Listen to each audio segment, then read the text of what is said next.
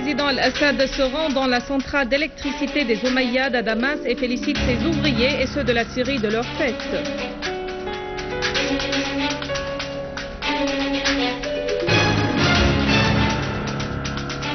Les ouvriers de la Syrie insistent sur leur fermeté face au terrorisme et sur leur détermination à poursuivre le travail et la production.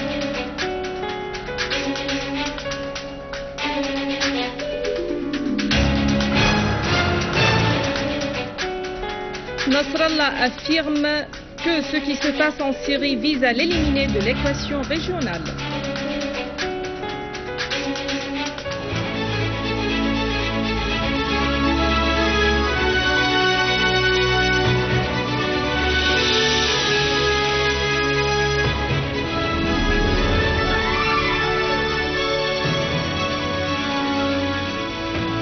Mesdames et messieurs, bonjour et bonne fête des ouvriers. Le président Bachar al-Assad s'est rendu aujourd'hui dans la centrale d'électricité des Omeyyades, située dans le jardin de Tishrin à Damas, et félicité ses ouvriers et ceux de la Syrie de leur fête. Les ouvriers qui commémorent aujourd'hui leur fête souffrent de même que toutes les catégories de la société syrienne d'une situation très difficile du fait de la crise en Syrie. Les ouvriers de la Syrie insistent sur leur fermeté face au terrorisme en dépit des sacrifices qu'ils ont consentis pour servir la patrie. La fête du 1er mai intervient cette année alors que la Syrie affronte une guerre sauvage déclenchée par ceux qui conspirent contre les justes aspirations des peuples. Le terrorisme soutenu par l'administration américaine, l'entité sioniste, les gouvernements occidentaux, nombre de pays arabes et la Turquie ne se contentent pas de viser les civils innocents, mais de porter atteinte à tous les secteurs industriels et économiques en Syrie. Ce sabotage des infrastructures par les terroristes a été accompagné du vol de 2000 installations industrielles à Alep d'une valeur dépassant les 60 milliards de livres syriennes. Les établissements touristiques qui ont aussi fait l'objet de sabotage et de vols ont subi des dégâts de plus de 4 milliards de livres syriennes. Après plus de 2 ans du début de la crise, les ouvriers poursuivent leur action pour édifier la Syrie, bien que plus de 1000 ouvriers étaient tombés en martyrs du fait des actes perpétrés par les forces takfiristes et terroristes, qui sont devenus les outils du nouveau colonialisme dans la région.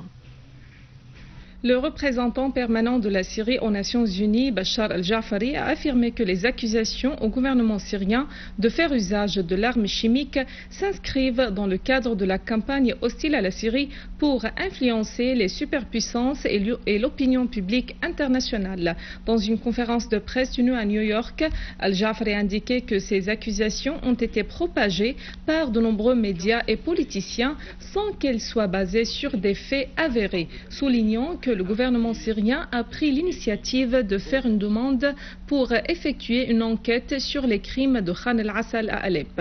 Or, la France et la Grande-Bretagne ont mené une campagne d'incitation car les deux gouvernements ont tergiversé à répondre sur ce qui a été mentionné à propos de Khan el-Assal. Al-Jafari a de même affirmé que l'arme chimique utilisée à Alep est provenue de la Turquie, soulignant que les groupes terroristes armés ont jeté des boîtes en plastique contenant un genre de poudre qui pourrait être des substances chimiques parmi les citoyens dans la localité de Saraqib dans la campagne d'Idlib, causant des cas d'asphyxie et des problèmes respiratoires. Les terroristes, poursuit Al-Jafari, ont ensuite transféré les personnes atteintes à des hôpitaux turcs afin d'exploiter le cas pour accuser le gouvernement syrien de faire usage de l'arme chimique. Le secrétaire général de Hezbollah, Sayed Hassan Nasrallah, a affirmé que ce qui se passe en Syrie ne vise pas uniquement à l'éliminer de l'axe de la résistance et du conflit arabo-israélien, mais à la saboter peuple, société et armée. Dans une allocution rapportée hier par la chaîne libanaise d'Al-Manar, Sayed Nasrallah a indiqué que dès le début de la crise en Syrie, il y avait deux axes. L'un soutenant l'option militaire pour renverser le régime en tuant les gens, sollicitant l'intervention étrangère et évoquant l'arme chimique, alors que l'autre, dont Hezbollah fait partie, appelle toujours au règlement politique de la crise en Syrie. Nasrallah a fait noter que la Syrie a des vrais amis dans la région et le monde, lesquels n'autoriseront jamais à faire de la Syrie une cible pour les États-Unis, Israël et les groupes takfiristes. Il a de même précisé que la cause palestinienne affronte le risque de liquidation en raison de ce qui se passe en Syrie, soulignant que la situation en Syrie a des conséquences sur le Liban, l'Irak et la région tout entière. Nasrallah s'est dit étonné de certaines parties libanaises qui adoptent la politique de distanciation alors qu'elles lancent des fatwas d'al-jihad et envoient des armes, des fonds et des hommes armés en Syrie via les pays voisins. L'ambassadeur de Russie au Liban, Alexandre Zaspekin, a affirmé le refus catégorique de la Russie de tout ce qui est tramé contre la Syrie sous le prétexte de l'usage des armes chimiques. Zaspekin a souligné dans une interview avec la chaîne libanaise Al-Manar que l'intervention des États-Unis en Syrie, conformément à une résolution onusienne, était exclue et que leur intervention en dehors du Conseil de sécurité leur fera porter une grande responsabilité et qu'ils ne sont pas capables de supporter leurs répercussions. L'ambassadeur russe au Liban a ajouté que son pays n'accepterait pas la moindre agression extérieure contre la Syrie ou ingérence étrangère dans ses affaires intérieures et qu'il n'acceptera pas dans le futur toute ingérence dans les affaires d'un quelconque pays dans le monde. Zaspekin a appelé la communauté internationale à respecter la légalité internationale à ce sujet et à aider le peuple syrien à résoudre sa crise et non pas à la compliquer, ajoutant que la poursuite du financement et de l'approvisionnement des terroristes en armes et en fonds entraverait tout règlement politique de la crise et la menace. Ainsi, le danger atteindra tout le monde. L'Iran a condamné l'attentat terroriste à la voiture piégée qui s'est produit hier à Damas. Le porte-parole iranien des Affaires étrangères, Rami Mammanparast, a précisé que de tels crimes dévoilent le vrai visage des terroristes et la nature de leur objectif en Syrie. Le responsable iranien a accusé les États qui soutiennent le chaos et le terrorisme en Syrie de porter une grande part de responsabilité dans ces crimes. Mammanparast a de même lancé un appel à tous les pays dans le monde entier et toutes les organisations internationales concernées par les droits de l'homme à œuvrer pour favoriser une solution politique à la crise en Syrie et à consacrer leurs efforts pour faire cesser la violence dans ce pays.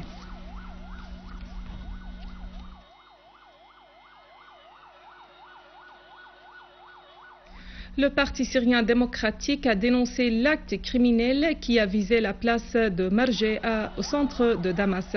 Le parti a affirmé que ce terrorisme ne fera qu'augmenter la résistance du peuple syrien et sa détermination à choisir le dialogue national syrien en tant que vraie voie pour sortir en toute sécurité de la crise en Syrie. Les étudiants syriens et la communauté syrienne en Slovaquie ont également condamné cet ignoble attentat, soulignant qu'il révèle l'esprit obscurantiste et la haine des groupes terroristes armés. Les monarchies et les féodalités du Golfe arabique, la Turquie et certains des pays occidentaux ne pourront jamais atteindre leurs objectifs de porter atteinte à la fermeté et l'unité du peuple syrien, ont-ils insisté. À son tour, l'état-major de l'armée de libération palestinienne a condamné cet acte lâche qui exprime le désespoir des groupes terroristes armés et leur échec à atteindre leur objectif lié au plan sioniste.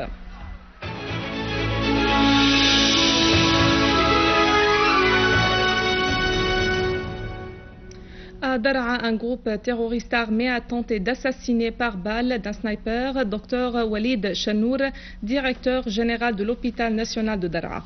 Dr Chanour a été atteint dans sa poitrine et reçoit actuellement un traitement dans le département de soins intensifs à l'hôpital national de Daraa.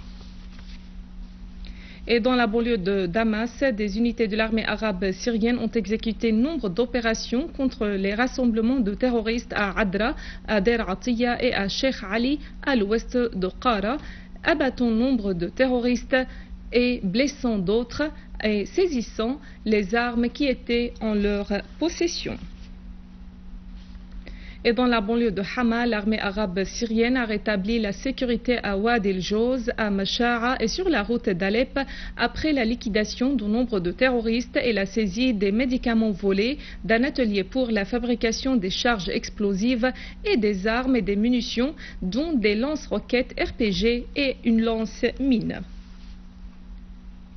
Et dans la banlieue d'Idleb, une unité de l'armée arabe syrienne a visé des rassemblements de terroristes à l'usine de Liège, à Al-Janoudiya et à Alia, à Jisr al-Shougour. Une source militaire a fait savoir qu'une autre unité de l'armée arabe syrienne avait déjoué une tentative des groupes terroristes armés de s'infiltrer vers l'aéroport d'Abu Douhour depuis les villages du nord de l'aéroport, soulignant que la majorité de leurs éléments avaient été tués ou blessés. La même source a indiqué que des unités du génie avaient désamorcé 3 charges explosives dont le poids varie entre 40 et 50 kg et qui ont été plantées par des terroristes sur l'autostrade de Ariha. Dans la ville de Homs, une unité de l'armée arabe syrienne a tué et blessé nombre de terroristes qui tentaient de s'infiltrer au quartier de Karm Shamsham et à Jouret al-Shayyah. Dans la banlieue de l'Atakié, des unités de l'armée arabe syrienne ont visé un groupe terroriste armé dans le village de Ramam, abattu tous ses éléments et détruit nombre de véhicules et de motocycles qu'ils utilisaient pour perpétrer ces actes criminels.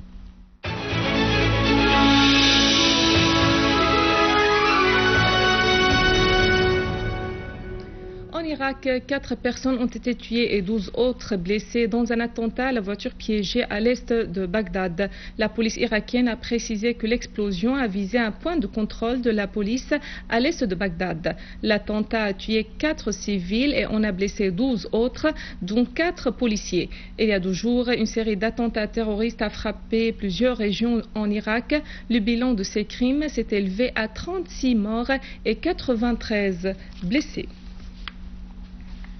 En Libye, et suite à l'état d'anarchie et de désordre sécuritaire créé par l'OTAN dans ce pays et dans le centre pénitentiaire de Sabha, 170 prisonniers se sont évadés.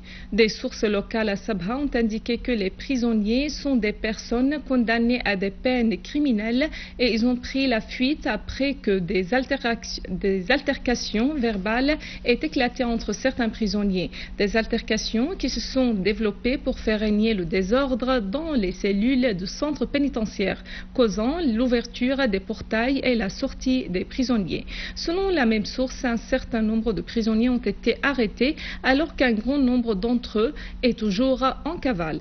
Ce n'est pas la première fois que des cas d'évasion se déroulent au centre pénitentiaire de Sabha. Ainsi, l'incident s'est répété 4 fois durant les 2 derniers mois. Voici un rappel des principaux titres. Le président Al-Assad se rend dans la centrale d'électricité des Omeyyades à Damas et félicite ses ouvriers et ceux de la Syrie de leur fête.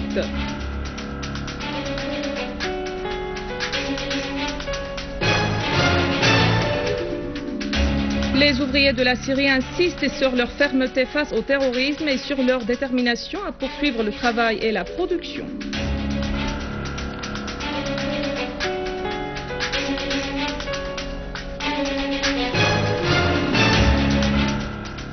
Nasrallah affirme ce qui se passe en Syrie vise à l'éliminer de l'équation régionale.